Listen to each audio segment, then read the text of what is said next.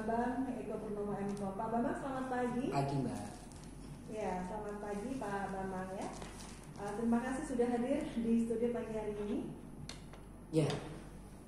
Pak Bambang, kita berbicara tentang pemberantasan judi online yang sudah menjadi komitmen dari pemerintah ya, Pak Prabowo dan seluruh jajarannya. Tentunya ini harus didukung oleh seluruh elemen masyarakat juga. Nah, kan sekarang ini perkembangan teknologi luar biasa ini Pak. Kalau melihat perkembangan teknologi yang semakin hari semakin dahsyat ini, menurut pengamatan seorang ketua Asosiasi Profesi Multimedia Indonesia itu seperti apa Pak? Iya, jadi gini, sebenarnya internet ini kan dua bilah mata pisau.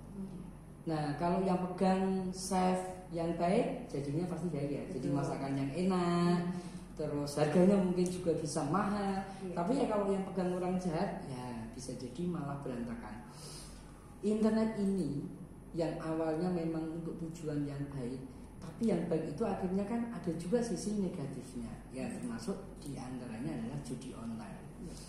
Nah, bagaimana kalau sekarang kondisinya seperti ini? Ya harusnya memang pihak-pihak yang berkompeten ini saling guyup memang memberantasnya. Ini sebenarnya konklusi malah. Nah, bagaimana? Karena kalau kita buka, coba Mbak, kalau penjenengan mungkin berdekatan dengan anak yang usia 2 tahun atau mungkin siapa itu, kalau mereka dikasih HP, coba yang dilihat apa? Game. Tahu nggak kalau game itu ternyata kadang-kadang sudah disisipi judi? Nah itu dia. Kita nggak kerasa sama sekali, dan itulah yang menyebabkan anak-anak itu bisa kecanduan, bahkan usianya masih 2 tahun, dan kadang-kadang dia ini jadi ketagihan. Nah, saya seringkali ngomong sama mahasiswa dan teman-teman,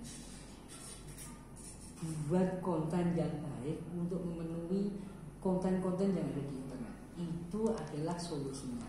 Karena kalau kita larang, tidak boleh deh. Mahasiswa tidak boleh. Dalam otak mereka dilarang itu berarti silakan. Jadi benar. Nah, daripada kita ngelarang-ngelarang, mungkin tambah ora kajen malah. Ya sebaiknya kita membuat konten sebanyak-banyaknya untuk membuat edukasi yang baik, yang positif dan konstruktif tentunya, Mbak. Iya. Dan sepakat nih Pak ya, kalau pemberantasan judi online ini harusnya berani sampai ke bandar dan ke begini. Tahunya dari mana kalau itu bandar? Nah itu dia. Coba contoh dulu waktu kita masih kecil mungkin ada, maaf ya kita sebut mainan dadu, kan genah. Oh, yang jadi bandar jadi itu kan nggak mau kalah itu. Pasti dia dia pasti pengennya menang. Orang sudah diinjin kayak gitu aja. Tahu-tahu begitu digeser sudah berubah. Digital kita memahami tidak tahu. Digital itu kalau misalnya dia diklik satu tombol saja sudah berubah semuanya. Jadi ini juga mungkin ada kaitannya sama teman-teman dosen, guru atau sekolah yang sekarang ini punya jurusan EPL, pemrograman. Begitu mereka pintar program, pintar membuat skrip yang baik. Nah, ini sisi jeleknya, Mbak. Dia membuat situs yang bermuatan judi ini. Nah, antara bandar sama programmer yang duluan mana? Nah, ini seperti telur sama ayam ini akhirnya kan, gitu, Mbak. Jadi sulit ya Pak untuk mencari bandarnya siapa sih? Sulit bukan berarti tidak bisa kan? Iya. Nah, kalau sudah sampai seperti ini berarti adalah aparat. Termasuk Kominfo digital yang baru. Sepertinya sih memang belum punya kepentingan. Dia lagi gencar-gencarnya ya. Baru menjabat berapa bulan? Belum ada 1 bulan. Berapa hari?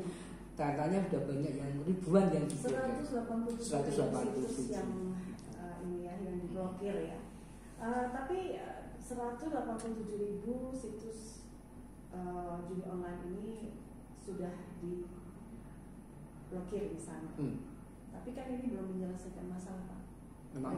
Mereka bisa mencari cara yang lain. Nah, bagaimana ini bisa? Apakah mungkin menuntaskan ini sampai ke akar, sampai itu dilenyapkan? Kan nggak mungkin, karena yang namanya judi dari nggak ini. Karena yang namanya judi itu kan penyakit zaman gitu. Kalau tulennya berarti kiamat ya. Nggak ada masalah. Nah, gini, jadi masalahnya itu Mbak, membuat makasih domain itu harganya paling cuma 130.000, murah banget. Kemudian pesan server untuk menempatkan file-filenya itu di situ murah banget, paling sekarang itu 200.000 dan jadi untuk menempatkan file dan domain itu nggak sampai 500.000 dan mengupload mengaktifkan situs itu nggak nyampe 1 jam jadi Mbak. Kecepatan aparat memberantas ini dan mereka mengkloning itu lebih cepat yang cloningnya ya. Iya, jelas loh yang ngomong loh ya. Karena kalau dari apa yang betul, yang disampaikan betul. itu kan seperti itu. Betul. Artinya ini harus kejar-kejaran gitu. Ya. Nah, memang Kominfo bisa memblokir itu bisa, diblokir, tapi Kemenkominfo kecepatan blokirnya itu informasinya dari mana yang pertama. Yang kedua, stafnya berapa memblokir ribuan situs itu bagaimana? Ini yang jadi masalah. Iya, bagaimana dengan cyber? Cyber maksudnya bagaimana? Apa namanya yang intinya adalah kan ada polisi cyber. Jadi gini Mbak, sebenarnya di Indonesia itu negara Indonesia itu sudah mendevelop army cyber sama seperti tentara biasa, ada pangkatnya juga dan itu bahkan banyak dihimpun dari hacker-hacker. Nah mereka itulah sebenarnya yang paling gencar melakukan patroli karena mereka mungkin matanya bisa di mana-mana gitu. Nah, mereka ketika kemudian para hacker-hacker itu dibiayai atau bukan dibiayai ya, diperhatikan, justru mereka itu malah bagus. Sebenarnya sudah banyak yang dilakukan, tapi sekali lagi antara tumbuh dan kemudian dimusnahkan ini kan loyal. Dan itu tergantung laporan siapa yang melaporkan. Dan sekali lagi ada ordalnya itu loh, itu yang jadi masalah. Iya. Jadi kalau kita udah sampai situ, ini harus oyayaan dan memang harus gencar masif. Dengan adanya beberapa pegawai di Komdigi yang kemudian langsung dicopot ya, ini apakah menjadi angin segar untuk pemberantasan ini? Karena ternyata ada disampaikan ordal tadi. Bisa ya bisa tidak. Sekarang begini, kalau misalnya penjahat dihukum, apakah kemudian begitu keluar kemudian juga selesai? Enggak juga, bahkan di dalam penjara pun bisa melakukan operasi. Jadi mau tidak mau semuanya harus bergerak gencar. Memang tidak akan bisa menyelesaikan masalah secara keseluruhan. Tapi kalau itu dibiarkan, nah itu benar akan merusak bangsa dan juga anak muda kita. Iya. Bagaimana dengan konsekuensi hukum? Hukumnya pasal 27 ayat 2 sudah mengatakan bahwa siapapun yang menyebarkan dengan sengaja dan bisa mengakses, siapa yang bisa mengakses, maka hukuman penjaranya 6 tahun dan 1 miliar. Kurang berat nggak Pak? Sampaikan ke Pak Darsono ya, berat dan tidak berat itu memang, nah itu hukum mengatakan begitu. Jadi kalau misalnya mau diperberat ya harus ada perubahan, harus diubah gitu. Iya. Tapi menurut Pak Bambang gimana? Produk hukum memang harus dibuat, tidak bisa tidak. Tapi sekali lagi, penjahat sama aparat, terutama polisi akan selalu kejar-kejar. Dan biasanya memang polisi itu kan, maaf dong saya datangnya agak telat ya. Ada kejahatan dulu baru bergerak, apalagi menunggu laporan. Tetapi sekali lagi, ini walaupun sudah diperberat, kira-kira akan ada nggak penjualan kasus misalnya? Pasti ada, dan jegengan itu loh yang jadi masalah. Yang banyaknya segitu, kenapa sih kok dari dulu sampai sekarang kok tidak pernah bisa tuntas? Nah ini kan pertanyaan besarnya. Siapa yang di belakang itu semua siapa? Mbak, saya aja pernah ditawari loh, Pak Bambang, ini kan kucing-kucingan, mau nggak Pak Bambang ngelola server aja sekalian, kita nanti dapat jegengan. Nah kan, saya aja pernah ditawari. Hanya saya mau kan kentel loh itu. Dia loh itu. Berarti saya kan sama saja, saya mendidik tidak seperti itu kok malah saya mau diajak seperti itu. Iya. Dan ternyata ada yang ngajak saya. Iya. Kalau begitu Pak, bagaimana ini mensiasati atau bagaimana nih satu strategi yang seharusnya dilakukan ini? Apakah harus memperkuat army cybernya? Pertama bukan itu Mbak, itu kan preventif. Ya. Nah sekarang preventifnya adalah pendidikan karakter di sekolah. Mulai dari semenjak playgroup sampai SLTA. Kenapa SLTA? Karena kalau sudah mahasiswa, namanya aja mahasiswa. Kamu umurnya berapa? 21. Nah 21 itu Mbak, itu sudah bisa dikenai sanksi hukum. Jadi mulai 17 tahun itu sudah dewasa, sudah bisa dikenai sanksi hukum. Berarti pendidikan kita kalau sudah mahasiswa itu sudah terlambat. Pendidikan kita itu sudah kecil dari sekolah sampai SLTA. Nah kalau sudah mahasiswa itu sudah bisa berpikir ini baik, ini tidak.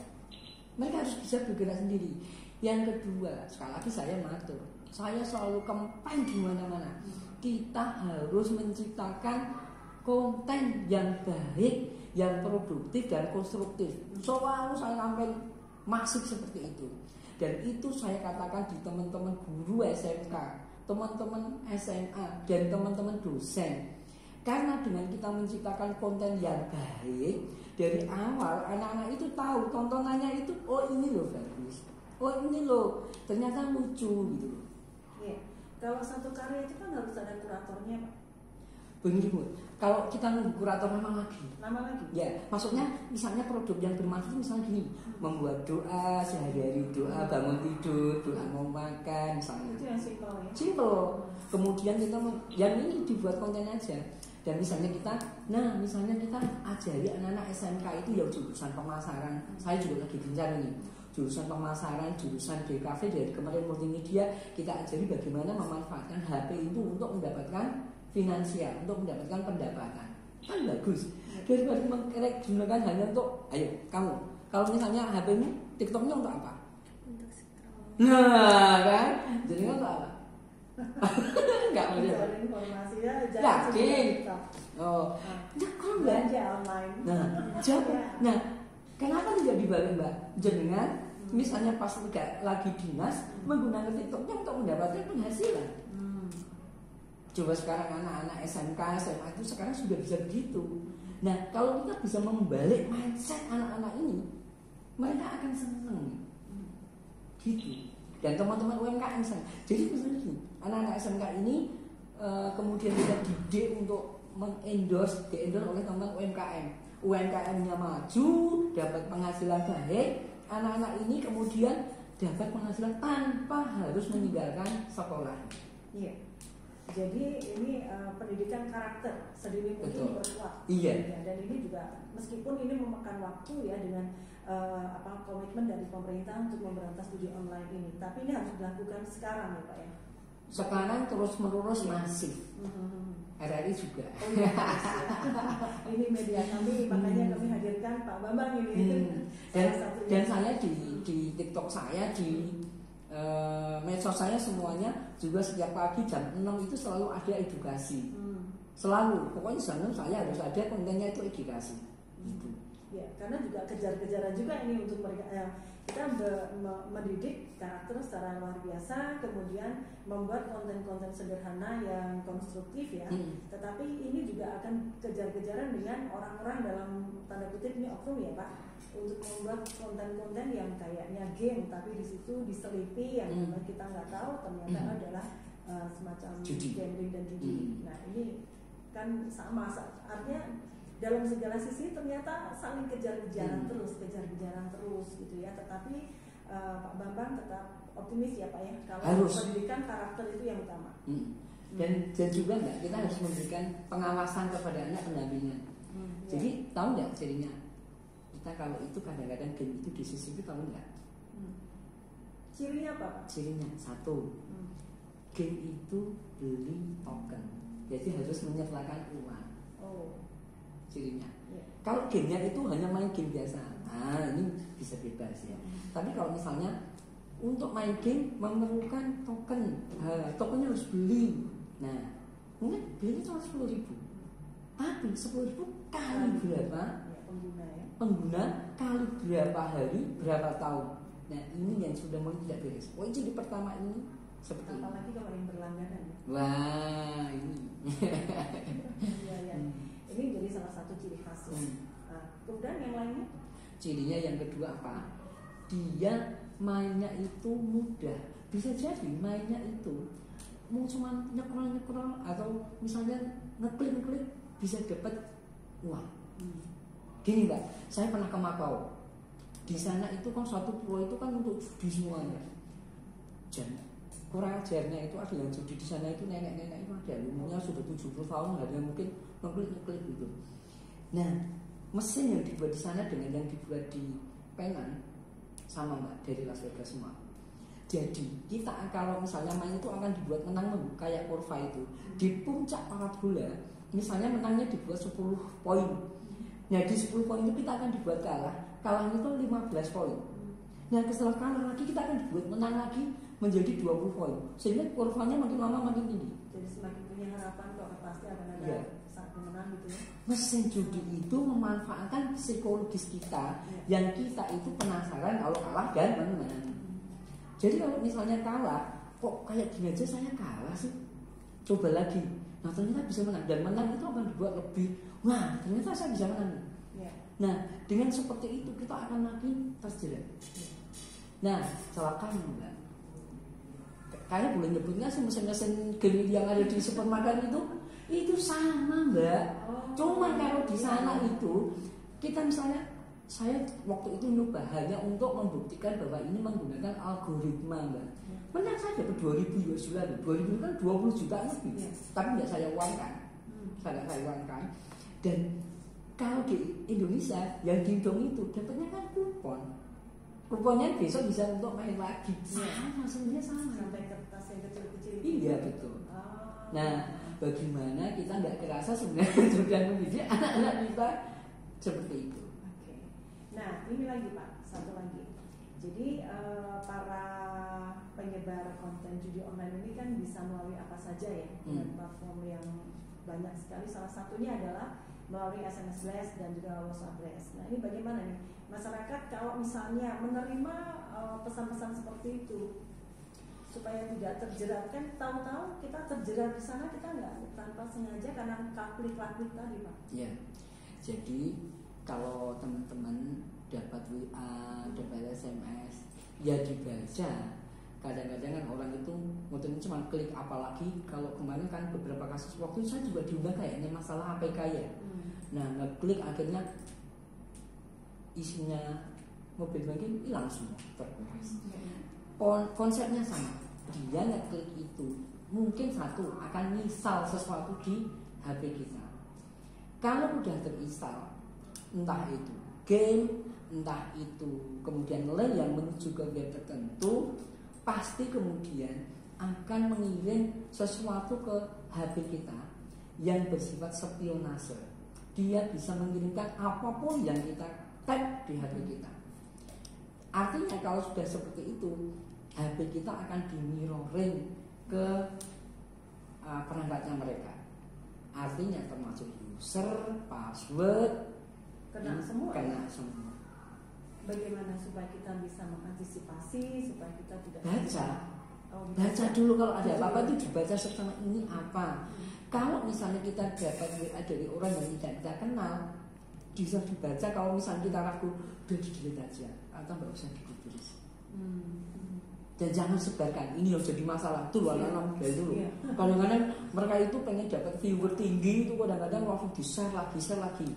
Sharing dulu sebelum sharing gitu loh. Sehingga tidak mencelakakan diri sendiri dan juga masyarakat secara luas. Ini menjadi malapetaka akhirnya. Ini ada satu pertanyaan dari Ibu Mahrani manusia di sini. Jadi beliau begini, apakah mungkin menangkap bandar dalam waktu sebulan? Kok nggak realistis? Kemudian alhamdulillah ada kumpulan hacker di Indonesia yang bergerak di sisi positif ya. Pendidikan karakter dan disiplin anak memang harus dimulai sejak dini. Ya, kemudian beliau mengatakan bahwa tiap hari beliau ini terima email dari judi kasino langsung di-delete. Bagus itu. Pengetahuan IT itu memang harus sangat-sangat penting ya Pak ya. Saya jawabnya dari mana? Jawabnya dari tadi yang satu tadi. Apakah mungkin pada tangkap yang satu? Kalau misalnya dibalik jaringan gimana kira-kira? Tapi ya, seperti Pak Bambang tadi balik ke saya gitu ya. Ini jadi buah malakama. Kalau ditangkap Bu siapa Bu namanya Bu Menteri itu kan sudah tantangan. Ayo kita sekarang berani nggak buka-bukaan gitu ya. Nah kalau buka-bukaan ada yang ketakutin nggak? Ada yang ketakutin nggak? Nah bisa saja sebenarnya mereka ditangkap bisa-bisa saja. Asalkan semua pihak semuanya masif memang menolak dan memang sigap. Kalau mereka tidak punya visi yang sama, ya sulit. Yang kedua, tadi saya nanggapi antara hacker, komputer. Sebenarnya hacker itu baik loh. Iya. Yang tidak baik itu cracker. Hacker itu pekerjaannya dia kadang-kadang mencari yang bolong-bolong, tetapi ngasih tahu, ini loh webmu ada yang bolong, silahkan diperbaiki gitu. Tapi selama ini orang tahu hacker itu negatif. Yang negatif itu yang cracker. Yang cracker itu dia melakukan kejahatan untuk kepentingannya dia sendiri. Nah, tapi misalnya hacker juga kadang-kadang dia membuat penyebaran dulu MySQL injection diantaranya itu yang paling ringan. Dia broadcast, misalnya dia mengganti indeks PHP namanya. Indeks PHP itu kalau dibuka dia pertama kali yang akan membuka itu. Nah, itu disebarkan dan diganti maaf dengan sesuatu. Tapi kemudian kalau misalnya terjadi komunikasi, dia akan ngomong maaf, saya ini sedang belajar dan kalau saya misalnya dapat bisa, maka nanti saya akan naik pangkat. Tetapi kemudian kalau misalnya sudah komunikasi yang baik, dia kemudian akan tutup kembali lubang itu. Atau kita yang diberitahu, silakan ditutup. Tapi kalau mereka enggak, diantaranya adalah kartu yang zaman dahulu itu sekarang juga masih ada. Kartu kredit, nomornya dihafalkan, kemudian valid true, nomor belakang. Nah, kartu kredit sudah bobol. Nah, kalau komunitas hacker rata-rata seperti itu. Terus kemudian yang tadi yang satu lagi pendidikan karakter. Terus sekali lagi harus masif. Gurunya, ini anggota DPR saja menurut berita kemarin kan sudah ada yang kecanduan banyak sekali. Senyumnya lah begini. Dan omsetnya triliunan ya. Ya Allah. Artinya sebenarnya ini kalau seandainya saya tadi mengatakan masif. Nah, tetapi kalau misalnya tidak semua pihak juga mendukung seperti itu, terus bagaimana gitu. Satu lagi Pak Bapak. Mana yang lebih penting, belajar AI atau sistem security? Security itu berat Mbak. Itu mata kuliah kalau di ilmu komputer murni itu ada 2 semester. Tapi kalau ada jurusan sendiri itu tentang security system. Contoh maaf saya